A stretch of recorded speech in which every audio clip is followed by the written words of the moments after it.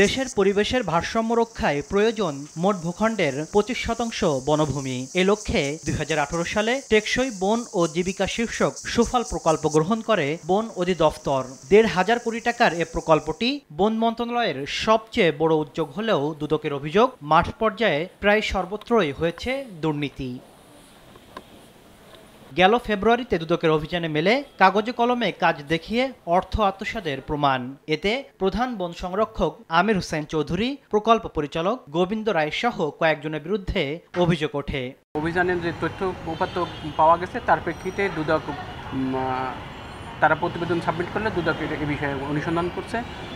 অনুসন্ধান শেষে প্রতিবেদন যখন দাখিল করবে, প্রতিবেদনের প্রেক্ষিতে আইনানুগ ব্যবস্থা গ্রহণ করা হবে। এদিকে নিজের প্রতিষ্ঠানে তৈরি নিম্নমানের বৈদ্যুতিক সরঞ্জাম ডিপিডিসিতে সরবরাহ, পদোন্নতিতে অনিয়ম এবং অবৈধ সম্পদ অর্জনের অভিযোগে সংস্থাটির তত্ত্বাবধায়ক প্রকৌশলী আব্দুর রাজ্জাকের বিরুদ্ধেও অনুসন্ধানে নেমেছে দুদক। তত্ত্বাবধায়ক প্রকৌশলী তার বিরুদ্ধে যে অভিযোগ ছিল, উনি নিজে কোম্পানি করে তার প্রোডাক্ট বিভিন্ন গ্রাহকের কাছে বিক্রিতে উৎসাহিত করতেন, প্রলুব্ধ করতেন। ঋণের নামে অর্থ আত্মসাতের অভিযোগে অগ্রণী ব্যাংকের সাবেক এমডি সৈয়দ আব্দুল হামিদ সহ সাবেক ও বর্তমান 16 কর্মকর্তাকে আগামী 12 ও 13 আগস্ট তলব করেছে দুদক।